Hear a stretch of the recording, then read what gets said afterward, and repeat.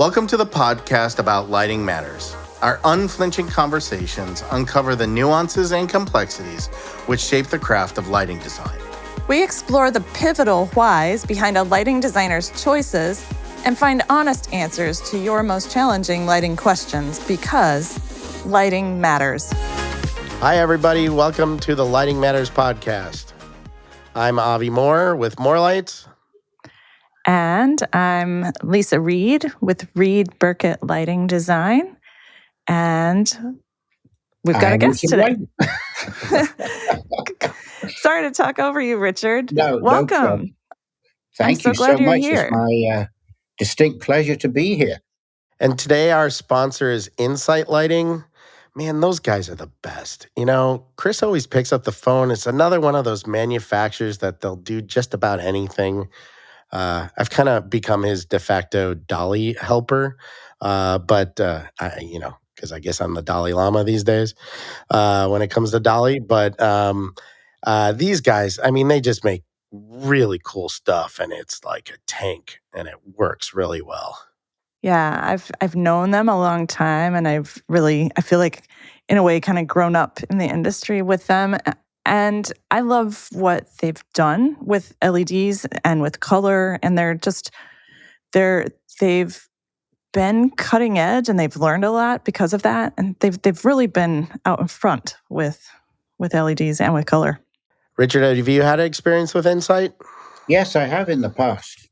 No complaints. Yeah. Yeah, I can't believe they still have the tubes, right? The TIR stuff, Wow. Which is now Insight. And we were actually working on a project that we were going to upgrade some 1,000-watt metal halide to, I believe it was 200-watt LED illuminators. I don't think that project's happening anymore. But, they were like, oh, yeah, no worries. We can make that work. Let's try it. No big deal. One of those many challenges that we get. Right. Yeah, and that's who we're looking for, right, Richard? Are people who find a way to say yes and make it happen. We love that. Well, I don't know. I can tell you an old story from years ago when I was running a little company called Divine Lighting, and they wanted this massive sign built, and it was like, we can't let the designer down. You have to say yes. So I said, okay, well, I'm just going to quadruple the price. Nobody will ever buy it. I just don't want to make this thing. Well, of course, somebody did buy it from me, and it was an absolute monster. Then I had to figure out how to take it apart to even ship it. So I learned long ago, if you don't want to do something, don't let anybody talk you into it. That's pretty good advice. So I love asking people, Richard, before we get into these stories, how did you get into the lighting industry? Well, I think it's quite a few people know some of the story, but it's I started as a trainee with the mighty General Electric Company of England in Wembley, England, and I think in that office there were 5,000 or 6,000 people. And so I went through the whole gambit from domestic appliances to turbo engines, and I did the whole thing. And then after 2 years training, they allowed you to pick a division that you would like to go to. And I somewhat embarrassingly say that domestic appliance division seemed great because the showroom certainly had some very attractive young ladies working there, and I couldn't imagine a better environment to be working in.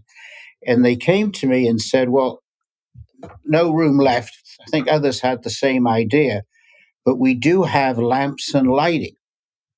Well, he for sure didn't want to go there because my father was running the overseas division of that company and was a board director, and I couldn't imagine anything worse than working under him at that time, because I grew up in a very strict, proper English environment, if you would say. And so I said, no, I don't think so. But anyhow, I was persuaded to join, and I joined the lamp division. Well, the lamp division had the rights to a company name called Osram. So the lighting division of the English company worked under Osram Lighting for all of the Commonwealth countries because they had the right to that, but they didn't have the GmbH right in any other part of the world. The rest of the world was GC Lamps and Lighting. So that's how I started, and I worked for them in Europe. Then I was transferred to Canada. Then I was transferred to Chicago, and then I was recalled. But I just didn't want to go back. I loved the American way of life. I just loved it. And so the first job that I had there, as Avi now knows, was with Halo Lighting. So I started with Halo Lighting for 6 or 7 years back in the old Rosemont plant. And I was the only, that was all direct sales, of course, in those days. No reps were used. And I started off as the only specification, say, architectural lighting sales specification. I think they barely got that on the business card. And I was the only person in the entire company that called on specifiers. And I was off and running. And from there, I left and worked for a couple of companies. I went down to Kansas City, worked for Divine Lighting, ended up running that company. Left, came back to Chicago. That was then absorbed by Hubble and gobbled up and thrown out, as they say. What else is new? And I dabbled in a bit of lighting consultancy. Nothing like you find people get involved in a warehouse here, a parking lot there, nothing too imaginative. And then as a temporary thing, then I ran another company called Scander Lighting, which was all, guess what, imported Scandinavian lighting, did quite well with that. And then I took on one too many partners. Hope they're not listening, but anyhow, took on one too many partners and left. And as a temporary move, I went to work for Steiner Electric, a distributor here in Chicagoland, and stayed 20 odd years there.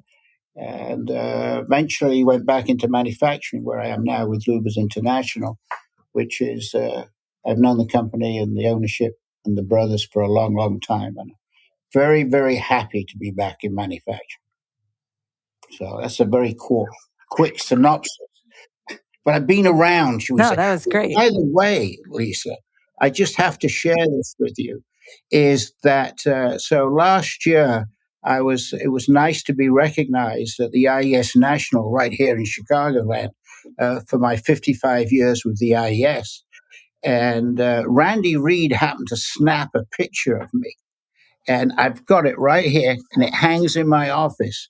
And I don't know if you can see this, but can you see where's the other side? Can you see who's sitting behind me? Oh, hey, look at that. Is that me? That's you, That's yes. funny. So thank you very much for the bravo.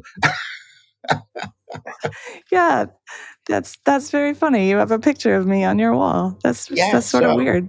And my wife works here too, so it has a little explaining to do. But that's pretty tough, actually.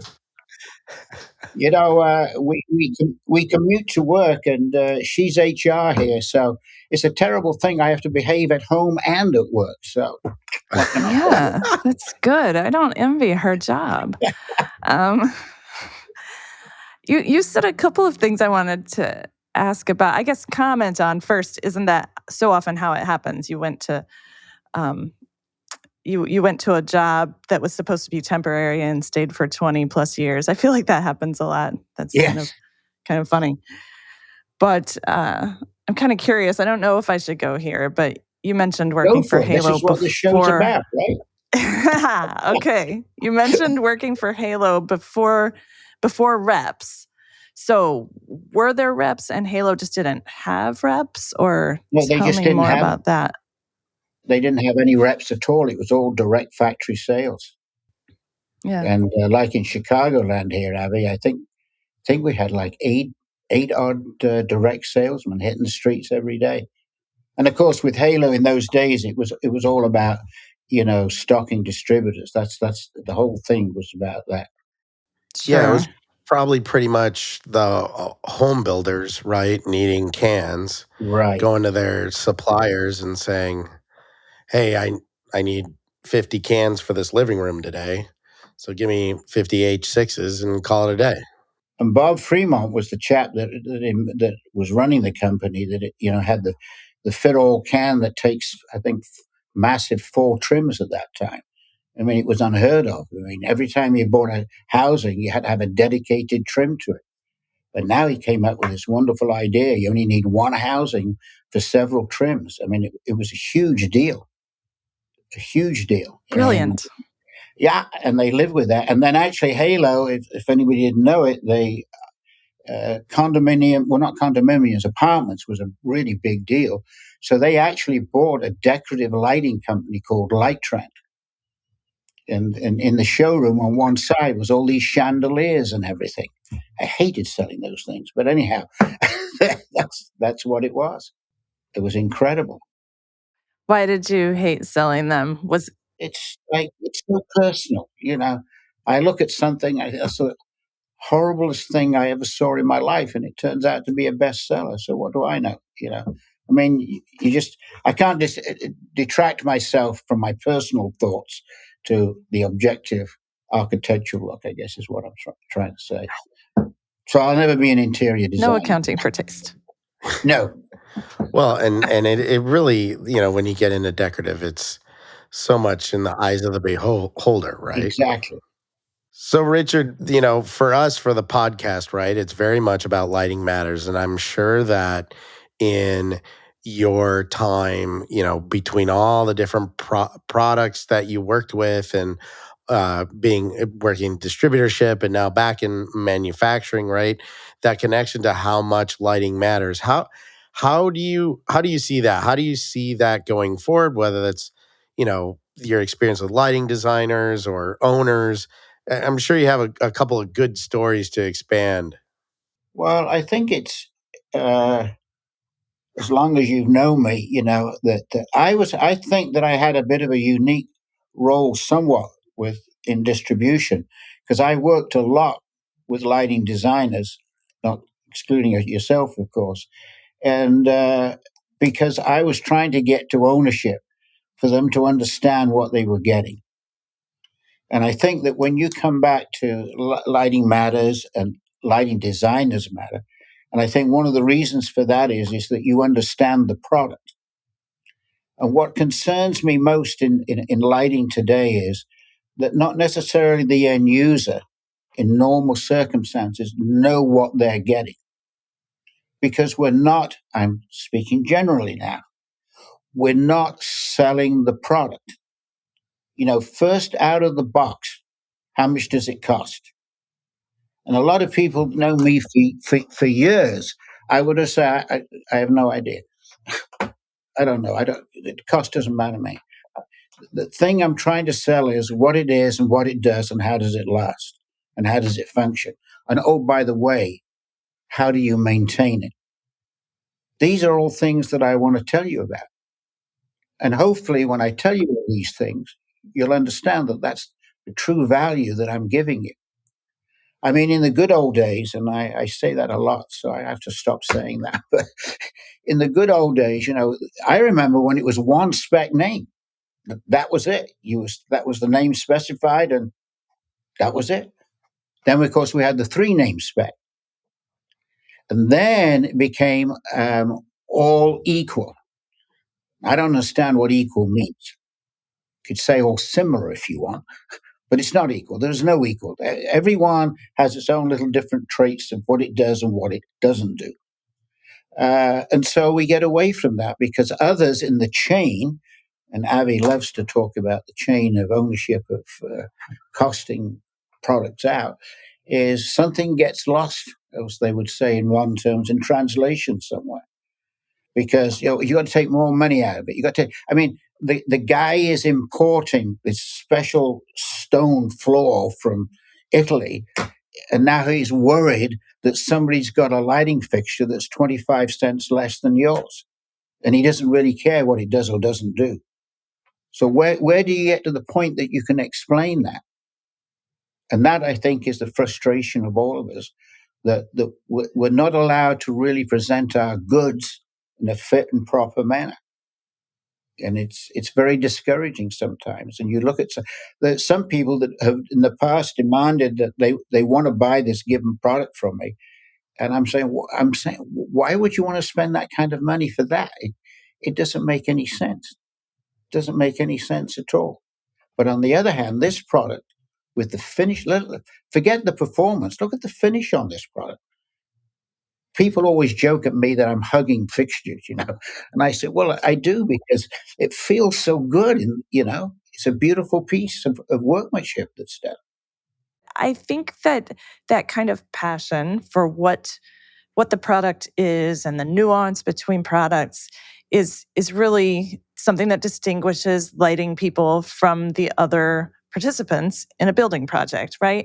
And it's not, I'm not even going to say it's right or wrong, but there are other values and other priorities that come into play. And it seems like right now, those other voices that are worried about the price of the project are more convincing, they're louder. I don't know. Like, is this pendulum swing, is it going to swing back to, hey, design really matters? The characteristics of the product are more important to me than the 25 cents that I'm going to save. I don't know. That's just something I've been thinking about a lot. It's not that it's not that the contractors um, don't care about the project.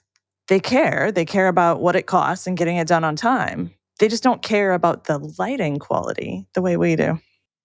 Well, what's muddied the waters is that competition is good, of course. We all need competition to keep us straight, if you want to phrase it that way. But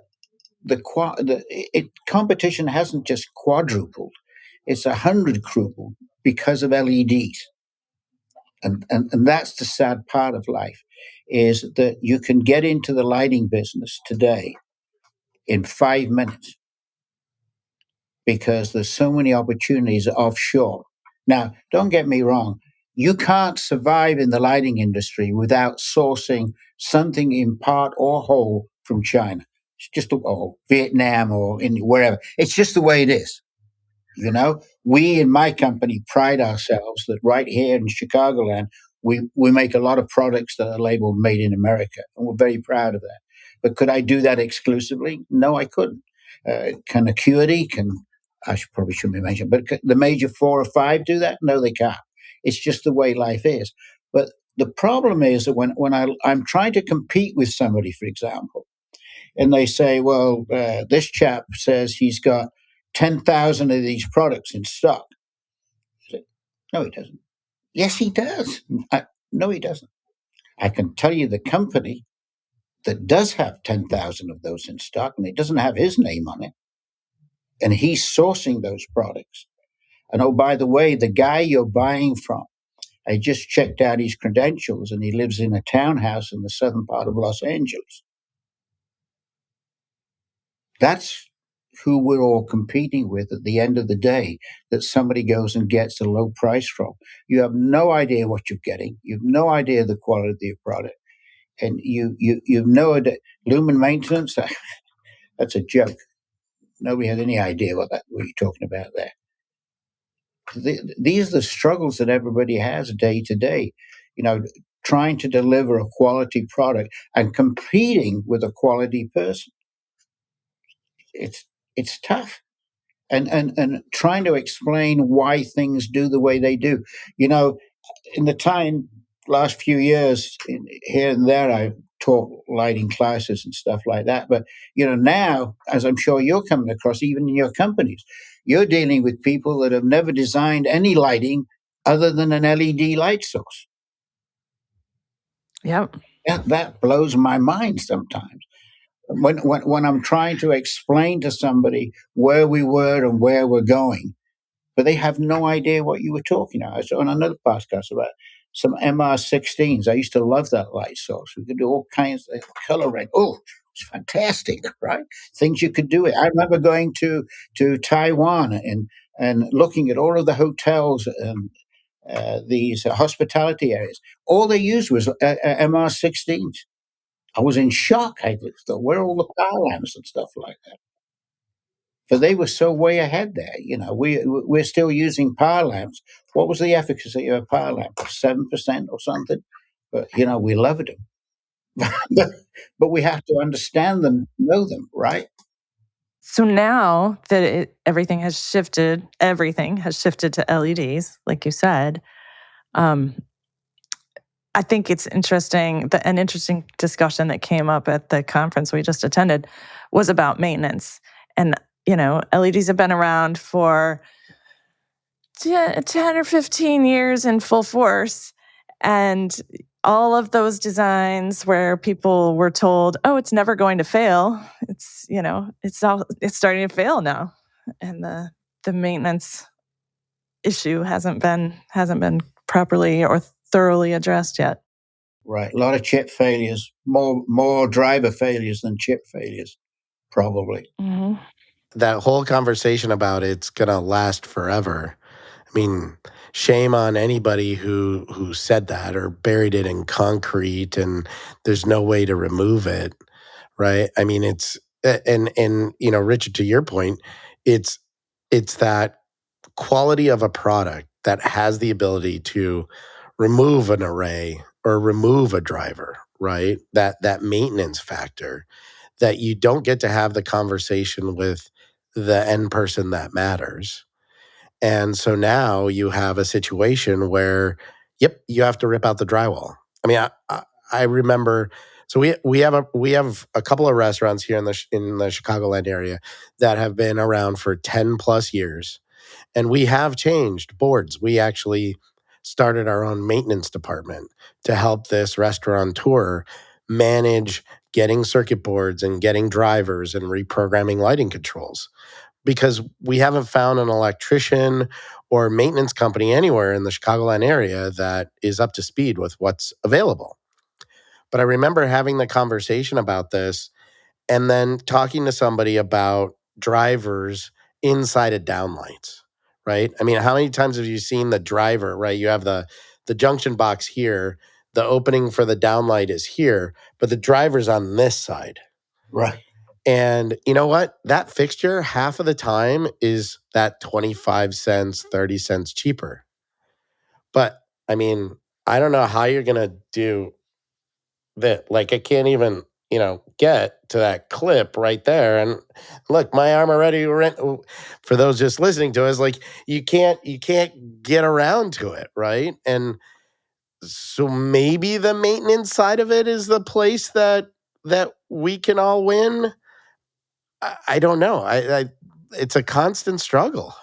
Well, it reminds me years ago when with Divine Lighting, and I'm looking at a redesign of a cutoff fixture, and I'm looking at how they put the ballast in the fixture, and I'm saying, well, boy, that seems a little complicated to me. And they wanted me to sign off on the design. I said, no, hold on. And like 3 months went by, and they said, "You're going to sign off on this design?" I said, "Hold on, let's do it next month." Well, that's December. It's getting pretty cold. I said, "Yeah, I understand." So I had them going in. We had sample poles in the back. I had them go and mount one. You know where I'm going, Abby. And I went to the design engineer. I said, "Do me a favor. I've got a truck out there with the ladder. I want you to go and change the ballast for me." He said, "Me?" I said, "Yes, you. I want you to go and change it for me." And 2 hours later, he came back very frozen and very miserable. I said, "Yeah, we'll never sell another one if that's the design we go with." You got to think about that. That's like even in our company, our ownership, they make everything before it goes out. You've got to understand how the fixture goes together. You've got to be in the business long enough to understand. I understand you all have to start somewhere. When I was in distribution, I would get somebody I'd never heard of every week trying to sell us something that was, this cost you can't believe you've got to buy it. And, they've got a 10-year warranty and they've been in business 1 year. I mean, how can you give any credence to that? I mean, you just can't. No, right. We would always ask those manufacturers, show me the bank account that has all the funds available to cover the products you want us to, specify on this job, 100%, right? If 100% failed, you have to have 100% of that in an account somewhere so you could defend it. And every single time it's like, well, why would we need that? Blah, blah, blah, blah. It's like, cool, thanks. It's been a pleasure. Yeah, it's a problem, but yeah, we have all these war stories, but I think they're good war stories because it helps you be better people. It helps you to be more discerning. And I think, as a shout out for lighting designers that I've worked with over the years, I mean, you understand the product. You've delved into the product because that's your name on the product and the project. And so you'll ever be remembered for that project. So I think that in your makeup, you delve, as I say, deeper into the product to make sure you're getting the right thing. So that's one of the kudo things I think for needing a lighting designer. I don't have to pitch for you guys, but I think that that's where it's all about. These guys have done their homework and due diligence and know what it's all about. I know because you poured over products enough. You can keep pitching for us. This sounds Yeah. good. Keep going. Yeah, I mean, in your experience, right? Would you agree that the lighting designers you work with are extremely passionate about the products that they're selecting, but they're passionate about it because of their passion. It has nothing to do with their pocketbook, correct? I mean, I'm sure you've seen that Absolutely. a lot. But it's without being too dramatic. It's like a painting, isn't it? This is what you're creating. You're creating something. You're creating this effect that's going to be around for a long time, and you want people to go in and say, "Wow, this is something else." Takes your breath away for whatever reason. I mean, you look at the awards that yourselves have received, and you look at these. They just blow me away, some of the creativity that's gone into these lighting designs. And they didn't just happen. There was creativity there, and particularly with controls now. That's what it's all about, right? Controls, controls, controls. So this is what you can do, and change spaces and everything. I mean, it's just fantastic. I mean, I'm very commercial, industrial type lighting now. I do a little bit of decorative stuff that's come in now. Got to talk to you about that one of these days. But so that's nice to have. But trying to also make a product that, I mean, maintenance. I don't understand. I know in some designs, maintenance has never ever been considered. Not only maintenance of the actual physical product, but maintenance to be able to get to the product to be able to do something with it. And having to remove what was it? One product we looked at, I think it was close to 36 little grub screws. To get into the fixture. I mean, my God, you'll never even get them back again.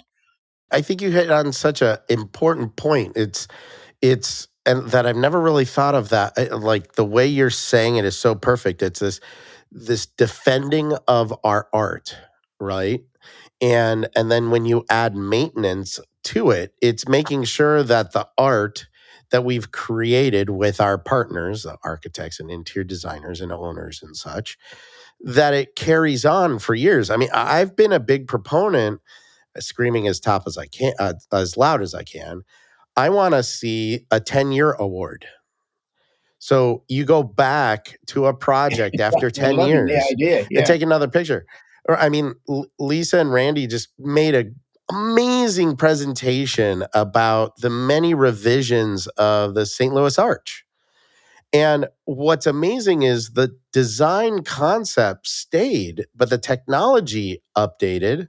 Mhm. But, you talk about, I mean, Lisa, correct me if I'm wrong, like 40-year award.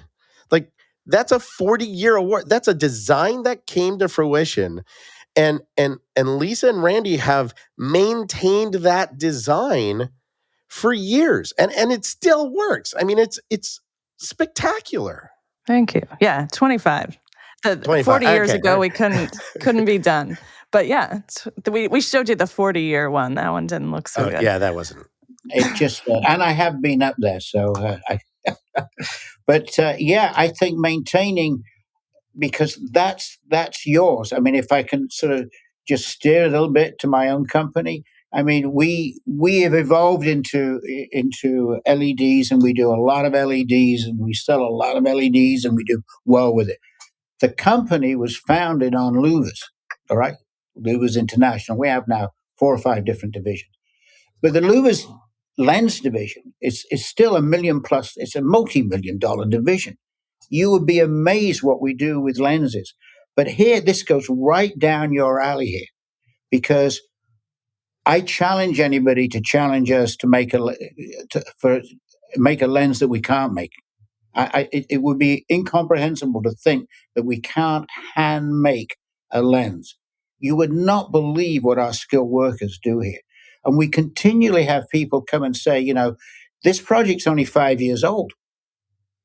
And this one of 4 or 5 majors, they don't make the fixture anymore, let alone the lens. What are we going to do? It's got your name on it, Abby and Lisa.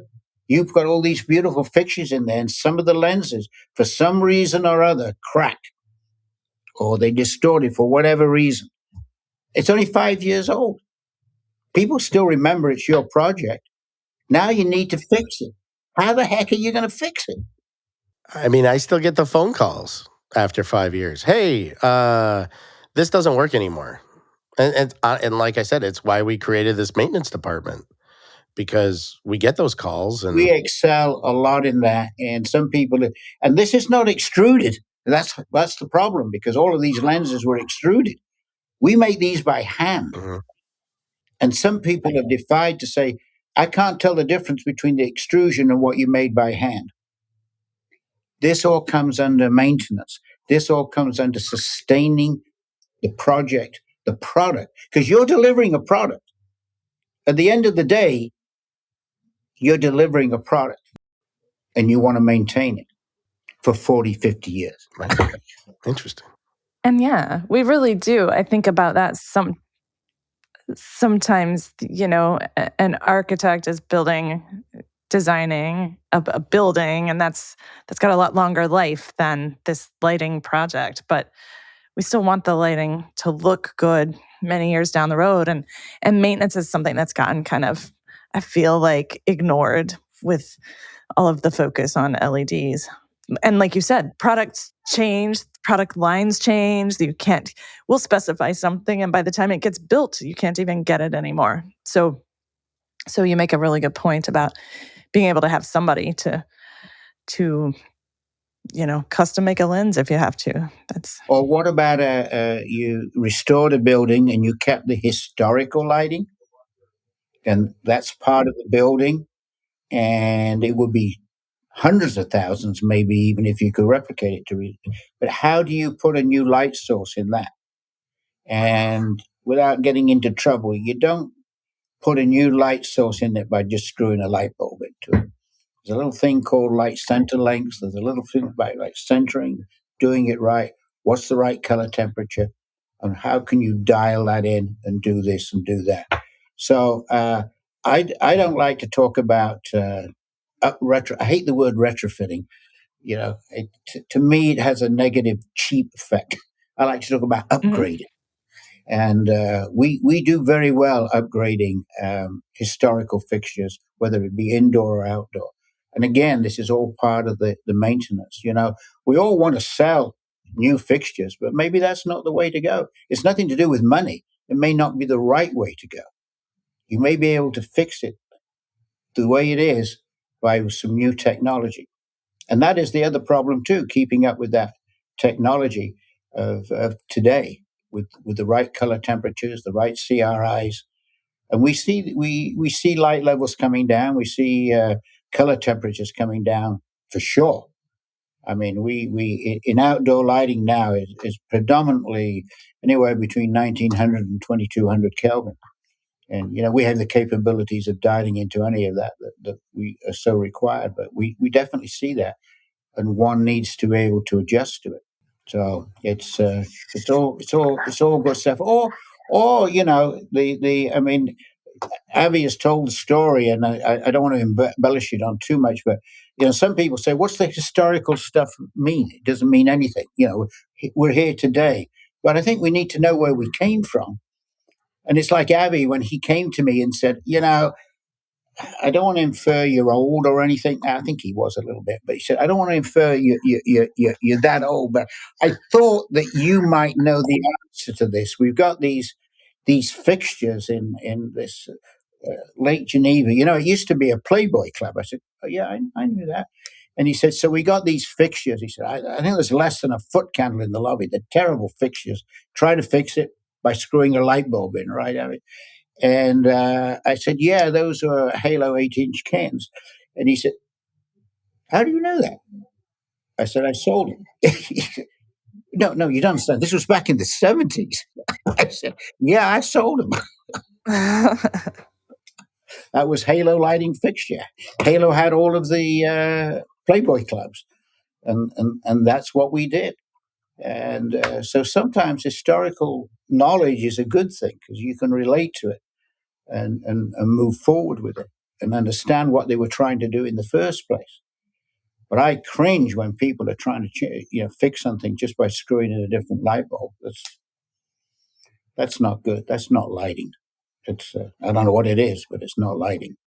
Well, it's like those HGTV, early HGTV shows where you had the ceiling fans and they were screwing in those pigtail CFLs Yeah, in the name of energy efficiency. yeah, And then, I remember back in the day when he used to talk about light quality and dimming more often than I do today. But I was talking about how you create mood in that bedroom. I mean, that's basically impossible, yeah. right? If you went to go to the dimmer, it wasn't going to dim. And now you've taken this, I mean, let's just admit this glass lens, ugly light kit on a ceiling fan, and you've stuck something in it that looks even worse. And it's just glaringly bright in this bedroom. I mean, I would say that HGTV is kind of one of our biggest foes when it comes to lighting design because they don't emphasize it. I mean, you look at what they broadcast, you look at Architectural Record, any of these magazines and things that talk about architecture, it's very much all about daylight or finishes or anything else, and you forget the design aspect of it, right? And Right. and so the history goes away and all of those other things go away, and it's all about, hey, doesn't this space look so great and it's daylit? But how do you read in there, right? Like going back to that lobby wasn't bright enough for how many years? Well, I think when they said they needed a flashlight to look at a credit card to check people in, that was a good indication they had a lighting problem. Oh my God, just absolutely insane. But I think we have to remember too, as you drive lighting levels down. I mean, back in the day, we would say, nobody's ever going to critique you for overlighting a space. So everybody overlit everything. So everybody would be happy with all the lighting. Now, as we realize, other than the age factor, we just don't need all that amount of light. The lobby light doesn't need to be the same as the hallway lighting. The stairs don't have, we all know the story. We've all been to basic lighting 101, but, you just don't need to floodlight everything. And outdoors too. And I was probably one of the biggest,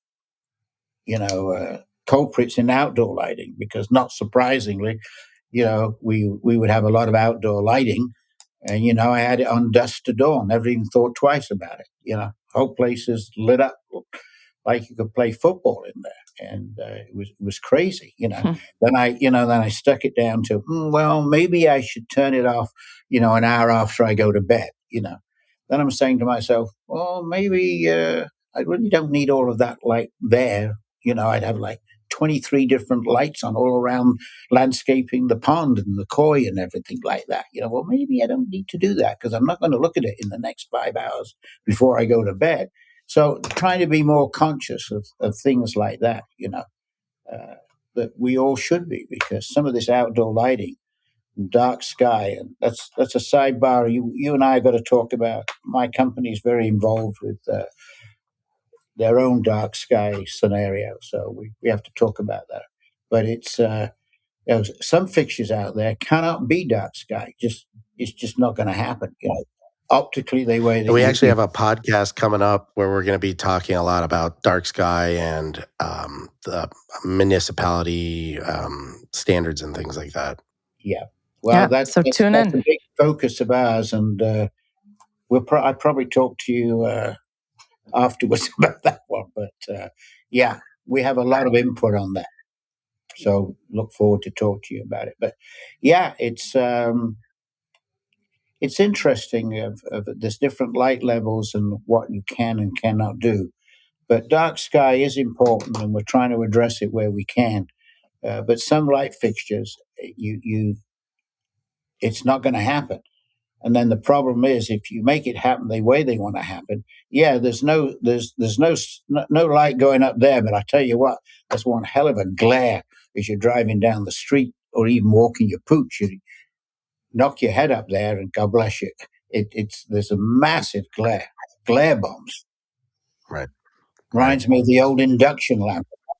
Lasted 100,000 hours, Oh, but what wow. a rubber light it was! Oh my God, Yeah. couldn't do anything with it. I know we're kind of getting close on time, and I don't want to open a whole can of worms, but I feel like this ties it all together when you were talking about HGTV and the glare and just how lighting is perceived in popular culture. Did you all catch Mariah Carey's comments last week? Yes, She talked yes, I about did. being tortured by Overhead overhead lighting. lighting. Any thoughts? Well, the first thought is, how do you get rid of it? I mean, that's the first thought. From my point of view, that's maybe more your problem than mine. So I guess indirect lighting, would certainly come into play. Maybe she would like indirect lighting, and we do see a lot more of it. I mean, we all like that. We all prefer indirect Right. to sitting right under something, a spotlight over our heads. I mean, I just think it's very interesting that lighting and lighting design and quality of light and not just fixtures took center stage for a minute in popular culture. And talking about it. So that's, there's no harm in that. No harm, no foul, as they say. That's good. We should all talk about it more, as they say. Let everybody else get neck ache like we do, looking up and looking at stuff.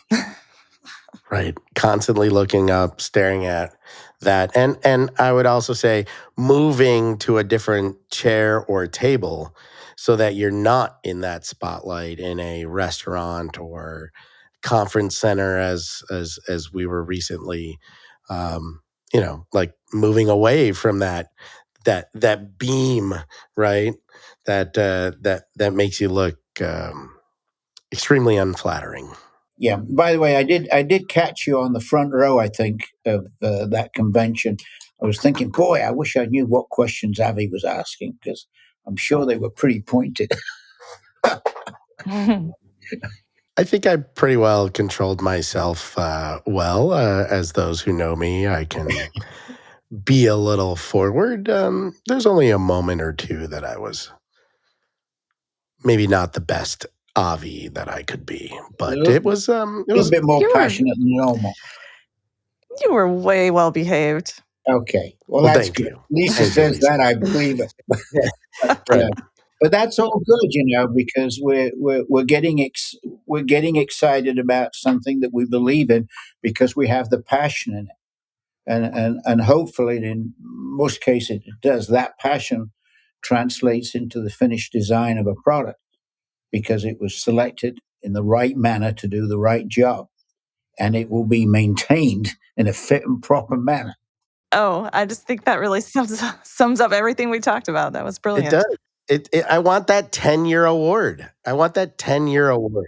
Great what it looked like right after it opened, but what We about would have 10 we years would have talked later? more if it didn't take me 20 minutes to figure out how to connect. But if we ever do this again, I'll go straight to the laptop. That was the that was the trick. Yeah, this was really great, and we'll have to have you back for sure as the podcast continues. And as you know, we're just trying to put out there the word about lighting matters, and I think you hit on some really good points today, and I really appreciate it. Well, thank you for having me. Thanks for joining us. Thank you. Yeah, this wouldn't be possible without our sponsors. And today's sponsor, Insight Lighting, is a leading manufacturer of high performance architectural lighting for the energy conscious design market.